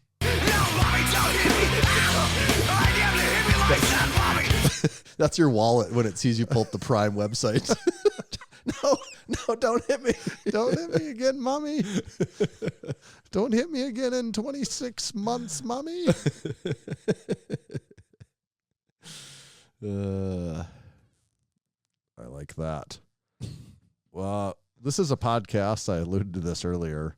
I just was looking up some podcast statistics this week, and this isn't foreign, not things that we've never talked about before, but I just want to revisit some of these things. So some of this, take it with a grain of salt. I'm not going to take these to my grave that these are absolutely perfect metrics, but are things that I found, and they seem to make some sense. But 4 million podcasts have ever existed. Not active, but just have at least published something ever in the history of podcasts. To a podcast. Yeah. Okay, is this considering, is this considering things posted to an actual podcast feed? Or this would be podcast feed. I don't think it'd be like if something's posted on YouTube, but not somewhere in the audio only format, you know? Right. So yep. Okay, I'm following you then. 4 million in the traditional sense we're talking here. Yeah, in the traditional sense of the word. Okay, 4 million total ever made. Yeah, that's a lot. That is a lot. Number doesn't seem crazy to me, though. That seems What's your guess on active podcasts? God. Now knowing that. If there was 4 million total... We'll define active as have released an episode in the last 90 days, in the last 3 months. That's pretty loose on active right there, isn't it? Yeah, that's very loose on. That's generous. That is. I'll say that's generously. Active. God, to me, it feels like there's so many podcasts that there has to be at least 1 million active. But if there's 4 million total, that would mean 25% of them are still going, which seems like way too high. But if I were to say 500,000, there's only 500,000 active podcasts. That number doesn't seem like enough. I don't. 600,000 active podcasts. Nailed it. 500 to 700,000 currently active. Okay, exactly correct. You couldn't have got it more accurate. Just right smack dab in the middle. Yes. That you I know my industry. What can I say? Yes, that is exactly accurate. Okay, so then the broadest category that we fall into probably is health and fitness. Mm-hmm. Do you have any idea how many health and fitness podcasts there are? Oh, that's got to be one of the bigger categories, probably. This is active health and fitness podcasts. I think it's active. Yeah, I'm not positive, but I kind of is there 80,000? 30-some thousand is what they say. There again, I don't take these. Right. I mean, I think it's a little tricky to actually Yeah, know. it's a definitively some guesstimate of the always, stuff. but right. I could see that. Okay. That would make sense still. More specifically, we're in the fitness category. Mhm. Those there are 5,500 of. So we're in along with 5,500 in the fitness category. And we do, of all fitness podcasts, consistently rank in the top 100 of As all we fitness should. podcasts. Usually, most of the time on typical rankings, we are in between 50 and 100 for fitness podcasts where we rank. And it depends on the ranking site and what they're ranking and all that, but pretty consistently, and actually ChatGPT agrees, we are consistently as one of the top 100 fitness podcasts. Well, hell yeah. Yep. Okay, here's maybe a couple of the more interesting things that we've mentioned this before in the past, but how many podcasts of all of them that ever existed have less than 3 episodes? What percentage of them Isn't less like than 75% 3 of them or something like that? Well, yeah, we actually get to that. The Okay. first statistic is less than 3 episodes. Half of them? So 1 or 2 episodes, 44% yeah. have less than 3. Yeah. What percentage of them have fewer than 10 episodes? That's got to be 1 to 9. 75%, isn't Yeah, it? 73% have Yeah. fewer than 10 episodes. So if you've ever made a podcast and made it beyond 10 episodes, you are in the top quarter of The all top podcasts 25 of all time. percentile. Yeah. So you're in the top million, basically, right there of all podcasts ever. Reaching episodes 100 plus puts a podcast in the top percentile. I was going to say, it's going to be of 1%. consistency and longevity. The top 1%. Yeah. I 1% did try to over here. find what making 500 Oh, episodes, that's what gotta that puts you be- in, what you're coming up. They say most estimates suggest it's around 0.05%. Yeah. Not half of a percent, but 0.05%. Yeah. So essentially a group that is just absolutely fractional. Just like a tiny, rounding error. Yeah. Yes, a 20th of a percent. Wow. Yeah, when you think about it that way, those are some pretty crazy numbers, actually. Yeah, it is interesting. I mean, we kind of knew all that stuff, that we've seen it before, but apparently hasn't changed. That still is that rare to put out a podcast and even just ever make it past 10 episodes. Uh-huh. Which Yeah, we made that's it past impressive. 10 episodes 9 years ago. God, we're so good at this. Oh my gosh. Unpaid and Underrated made it to 100 episodes. They are now in the top percentile of podcasts that have ever existed as far as, at least as far as consistency and Obviously, longevity. listen to them. Proof's in the pudding. Mm-hmm. All right, that wraps up podcast statistics. What other highlights do we want to hit on this? I got a cool one. If you listen to this show regularly, you know we're fans of MarcoFactor. It is my favorite food logging app. I love it. Discount code Massenomics? Yeah, discount code Massenomics gets you an extra free week on your membership. Also, if you're going to sign up, use code Massenomics and then buy a year. I think a year is like $70. What are you looking at there? $5 a month, basically. I was just talking last week about how I'm hitting basically all-time rep PRs. My lifting is going incredible, and I do give some of that credit to MarcoFactor without a doubt. This is the best my protein levels have been in. That my overall diet has been in check as far as hitting my macros, and it is because of MarcoFactor 100% that is in line. But I do use the app every single day still. I've been going since August. Really only taking a few breaks for like if we're doing crazy Massenomics stuff on the road. There's another other stuff going on. I'm not worried about it, but use it basically every day. When you use it every day, it's pretty easy. Your normal foods are in there. You can just go the day before, copy, paste things, or when you start typing things, it knows what you do use a lot of, and it pops right up. So once you use the app a little while, it's really easy. Really only takes a few minutes of your day, if even, to get your numbers in there. But they did just release something. It's in beta right now. I think most people should have access to it in the app if your app is updated. And I thought this was really cool and really interesting. And this is, I think the name they're using is MarcoFactor AI. They have a blog post on this. But what you do is you can take a picture of your food with the camera, and using AI, large language models to look at this stuff, machine learning. It processes what it thinks that food is and creates a thing for it. And I did a little testing of my plate. You know, I went, like the other day, I had a really simple lunch of basically chicken, rice, and some veggies on there. And, you know, I weighed them all up beforehand, you know, like I do every day. So I knew exactly what my things were. But then I took the picture of it with MarcoFactor and had it do it. And what I thought was really interesting is that when it saw that stuff, it does the whole thing, and it put it into what they thought their summary of was. So they put like stir fry rice is what they put down for the name of the dish. But then in it for the ingredients, they had chicken, they had sesame oil, because that's what they figured it was fried in. They had, you know, rice and just all these extra ingredients that I typically wouldn't put down.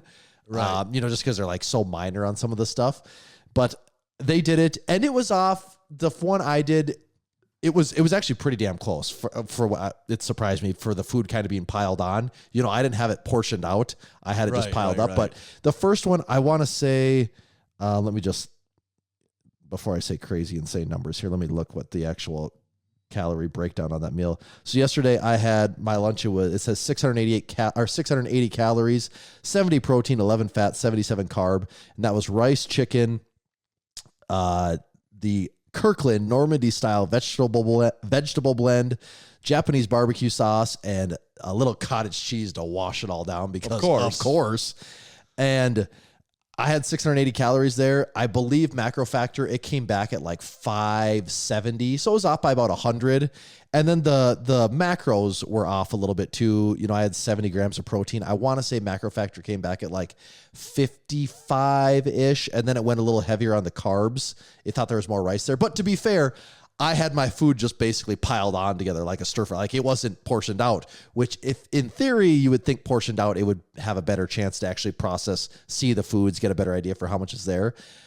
What I'm saying though with all of this is it's passable. Like that's if you're on the road doing crazy stuff and you just need to be in the ballpark, dude. And you just want to do it quick. So how long does it take then? Just seconds? You open it up and take a picture of it, and it spits it out, and it puts the ingredients there. And if you know what they are, you know, you can, if you say, oh no, there's clearly more than 2 ounces of chicken here, you can adjust that as you see fit, but it puts them all there. And I actually thought this was a really, really cool addition to the app.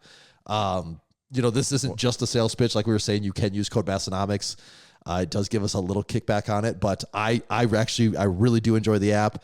I like it when I see apps that people are continually investing in and putting more effort into. Right. And this is one of those things where it kind of feels like, oh, the future is now. Like this is crazy stuff going on.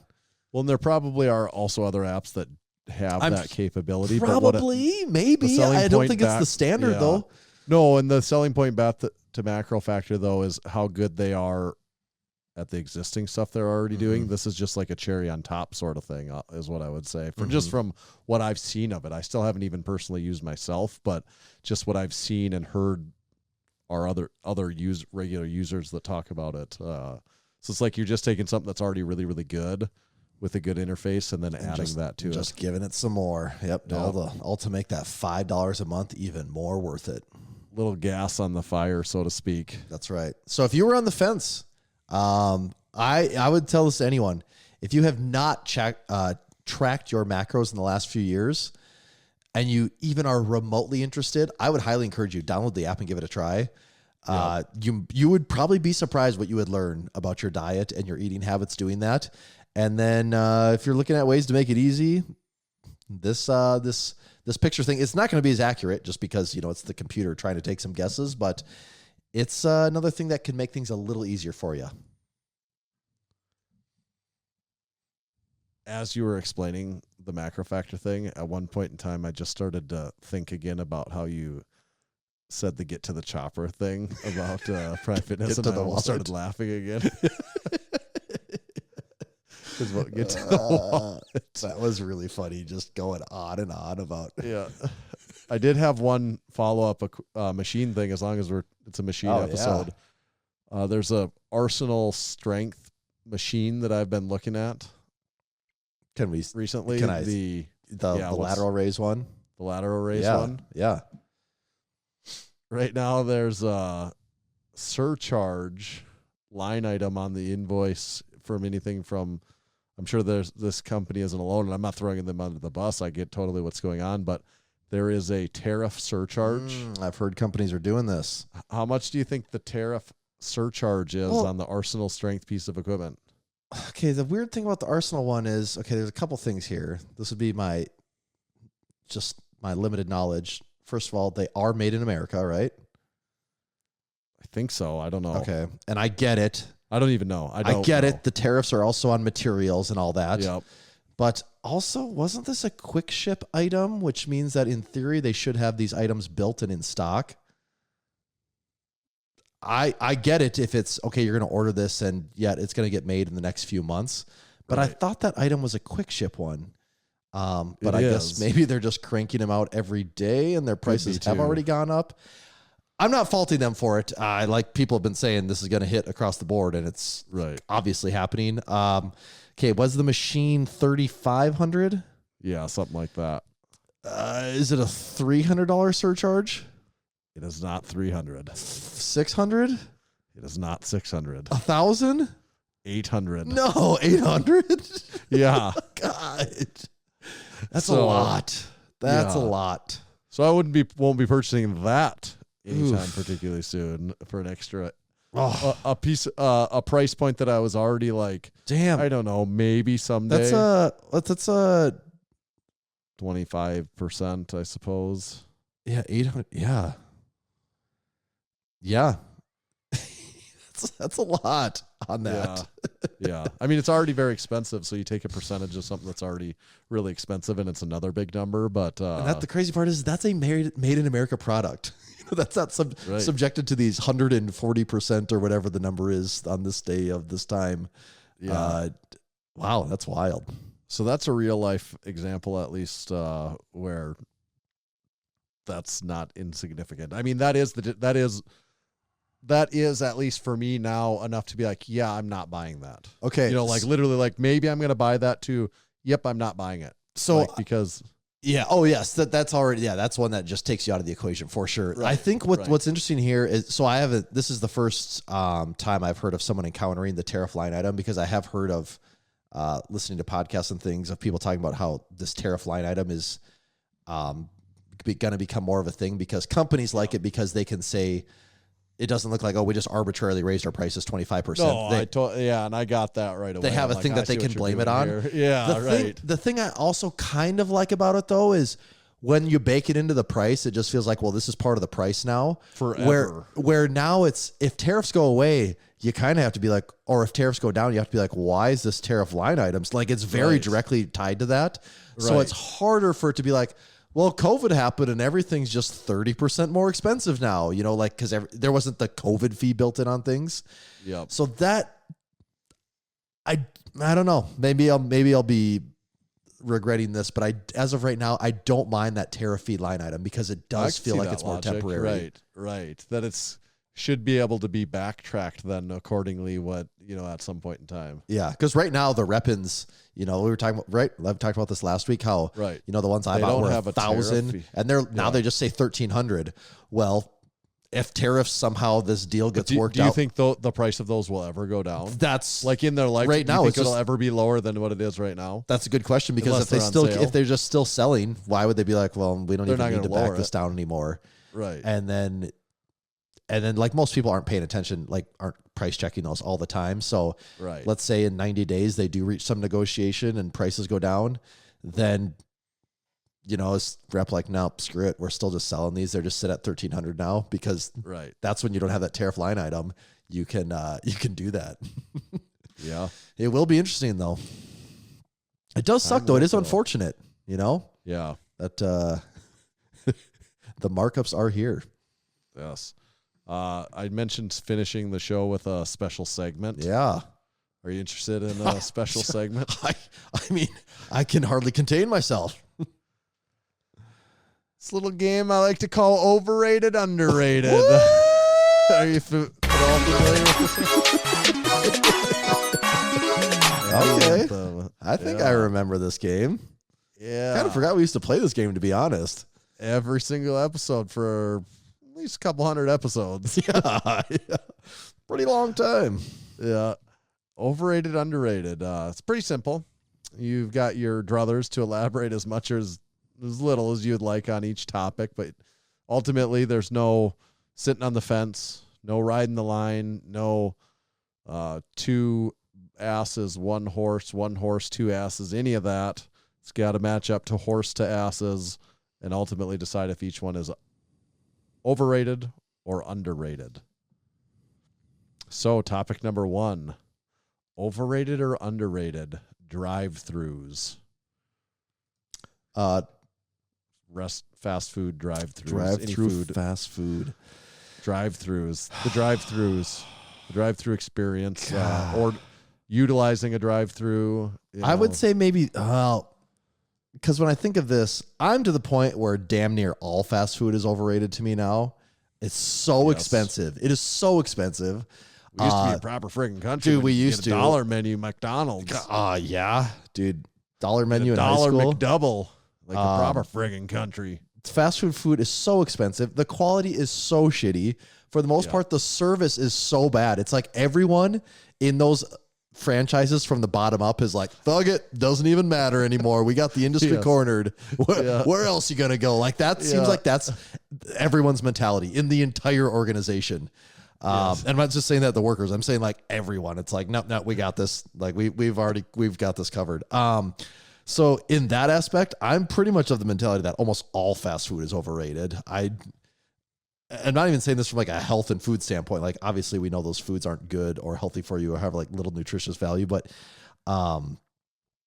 drive-throughs, I'm not a big fan of. Like there is a time and place for it, yes, but it's usually in. If I'm going to be in the situation, I would prefer to go in. Yeah, I would typically prefer to go in. So I'm going to say drive-throughs actually are overrated. What do you think? I probably agree. I almost am always annoyed every time that I go through because of the speed of the line, and then I'm like, this is terrible. I would also sometimes I'm like if I'm taking my kids, I'm like, oh, this will. I don't have to get them all out of the car and all back into the car, and there's something. And you just roll the dice of, am I going to be in this drive-through for 3 minutes or 30 minutes? Because that's also going to be a problem. What I really don't like about drive-throughs are the ones where you drive through, you go to the pay window, and they tell you to go pull ahead. to the food window, and they tell you to pull ahead. And I'm Culver's has entered the chat. Yes. And I'm like, that's not the deal here. When you said you have a drive-through line, you're committing to me, to service that process. Me and only me. Yeah, you're committed to the process of when I come to the window, I don't leave until I have my food. That's that is the conventional drive-through process. When you go beyond that, I'm like, you broke the deal here. You did not. We all had an assumed arrangement has been ruined, and you have gone against it. And when it happens occasionally at places, you get a pass because there's exceptions to everything. When it happens every time, you're then abusing the system and not. You're not abiding by the system properly. So this is just how Culver's drive-thru works. I don't know if I've ever gone through a Culver's drive-thru where they just had your food ready. No. So there, I hate to make exceptions, but I just kind of give them a pass because that's just how they operate. Maybe there's something to that if they do it all the time. Right, that's just part of their business model now. I will say the other day, we were out about in town doing some stuff, and we were going to go to the zoo. Some plans changed, so we had to pull an audible and take the kids to the zoo. This other event we were going to go to ended up not working out. And so because plans changed, on the way, we're like, we just got to grab some food quick. And so what was on the way was a Taco John's. And it was like 11:30, so not quite lunch. We were the only car in the drive-thru line at Taco John's. We pull up to the drive-thru window and they go, pull ahead. I'm like, okay, first of all, I'm at Taco John's. There's no reason for me to pull ahead. It's 11:30. I'm the only one in line. What is going on in there? It's like, where do you, why? It's Taco John's. The only thing you do is put meat in a shell and throw the Olays in the cup. There's nothing that needs to happen here. So I was taken back by that one. That was not how that should operate. Okay. Overrated or underrated? Those toy diggers in large sandboxes You know that you that Yeah, you like in it's parks. a digger in a park. Yeah, those overrated or They're underrated. probably pretty You underrated. I remember probably as a kid. experienced those before. I remember as a kid thinking that those were awesome, and now actually, there was a couple parks in Sioux Falls or in Aberdeen that I knew had them, Yeah. and now that my kids are a little older and we go to a lot of parks in Sioux Falls, that's like non-existent here. I haven't. Oh, you don't have any I'm of actually those. not sure if I've ever seen one in town. Now that I think about it, to be honest. The Manor Park in Aberdeen, we go to that one quite a bit. And I was just that one has one. there Like, tonight. We go there every day as of right now. Yeah. So they have like 5 of them. yeah, that one I always remember that one being there. And when we were there, when we would take my boy there, he was like 2. He was too little to really do it. too I little. think he would like it now, but I don't think he's seen one. So I think those are underrated. Here's the problem with I agree. I always loved those as a kid. The problem with those, like the ones at the park you're talking about specifically, they The have sand gets all 4. dug out around them. Well, but they all move so hard that no Oh, do kid they? can sit on it and turn it or operate it. I'm like, my 7-year-old can't make it do any of the things it's supposed to. I'm like, you have to be of a size that you're too big to use that toy. Well, are you saying because they're just rusted up, they need to be lubed up, or it's just something like maybe it's a maintenance issue Okay. or like I haven't seen I've come across a couple parks and they've all been so hard to move as of late that I'm like something's not. They need to be very free flowing so that a little kid can. I got to lube can those make 'em things work. up. Get out there. But when working properly, those are pretty fun. Yeah. Oh, totally. Top notch park toy. Way better than the little duck that you sit on and rock back and forth. That also is from the 1950s. Literally, in a lot of cases, like on the duck on a spring. Yeah. Yeah. Okay. Overrated or underrated cable attachments? All right. So this is borderline one of those other trends that's sort of taking place right now. Yeah. And it kind of also feels like it's falling into this hype thing. Like what's awesome about cable attachments is, for the most part, they're relatively inexpensive. I mean, most cable attachments you can get for under $100. A lot of cable attachments you can get for under $70. There's even some you get for under $50.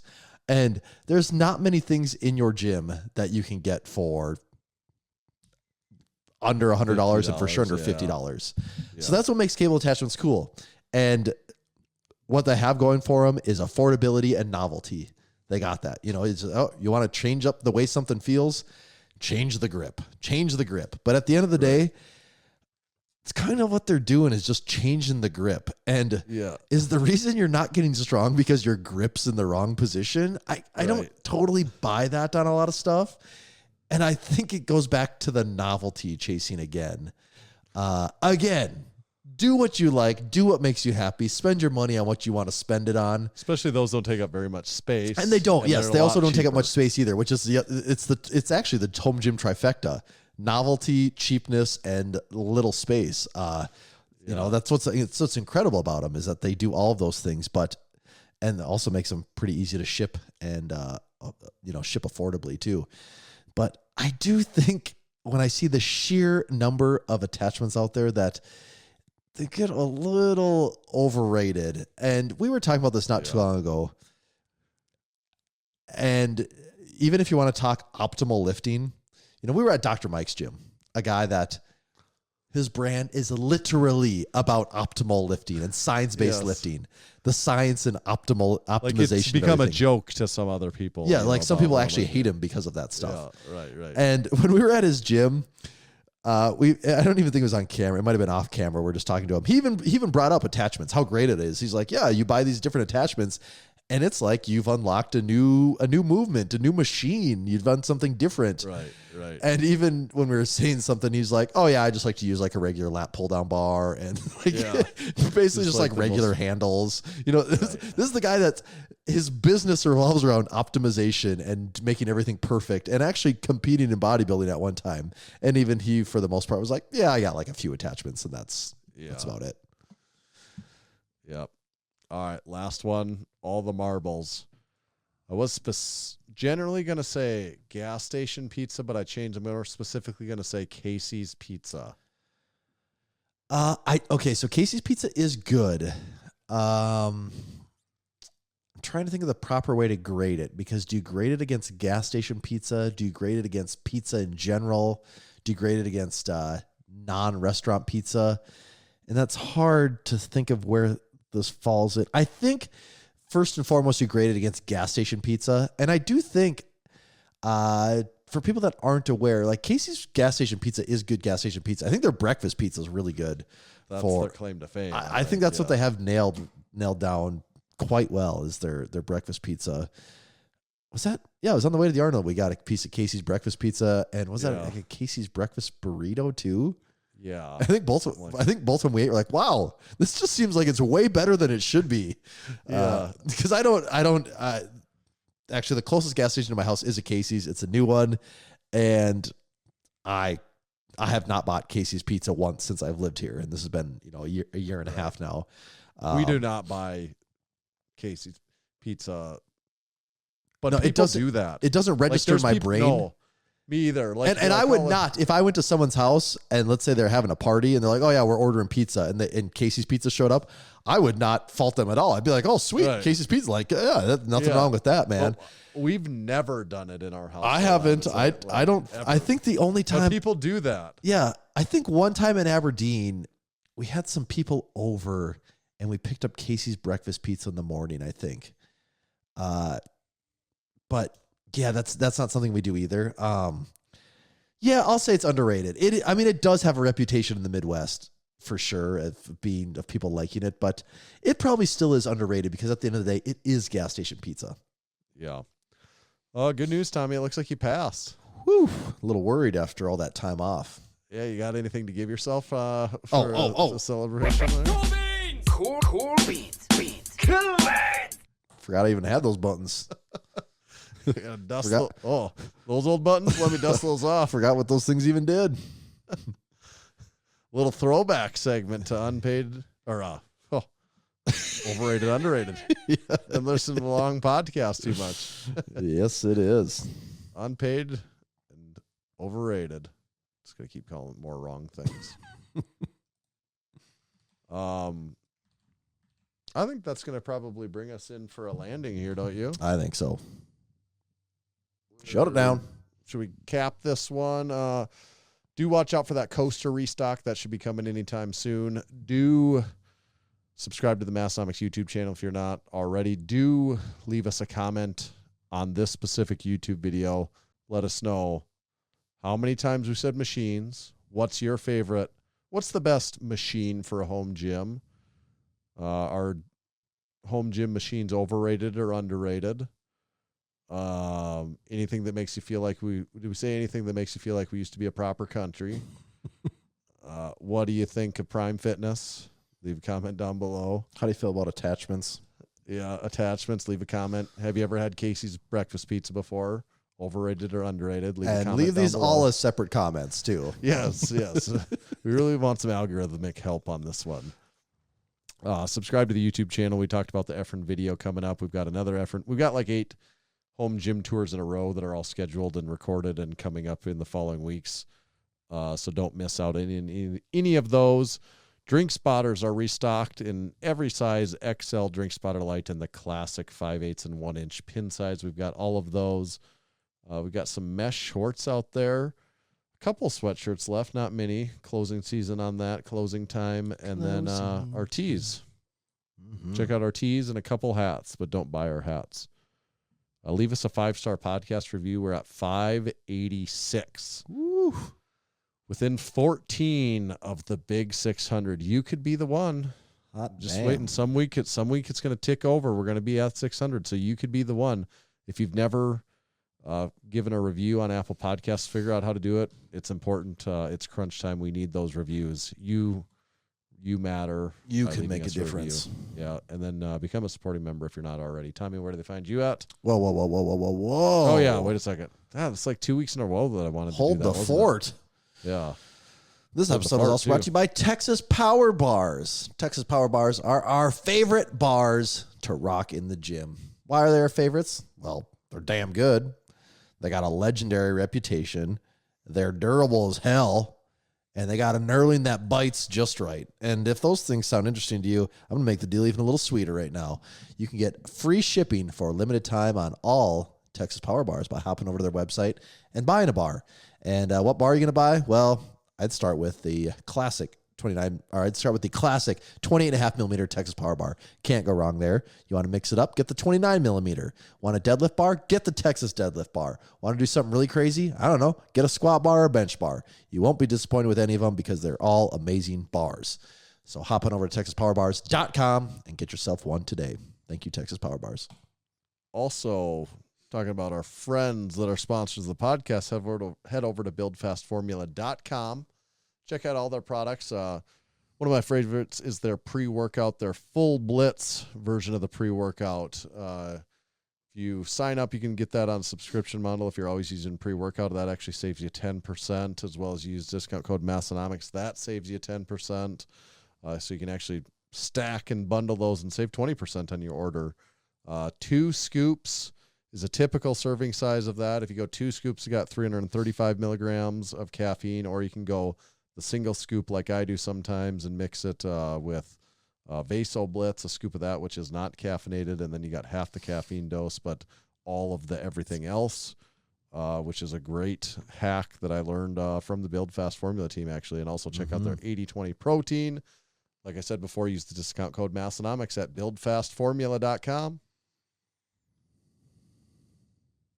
Now, Tommy, where do they find you at? Now, you can find me at Tomahawk_D. You can follow me at Tanner_Baird. Just make sure to follow Massenomics at Massenomics. So you do.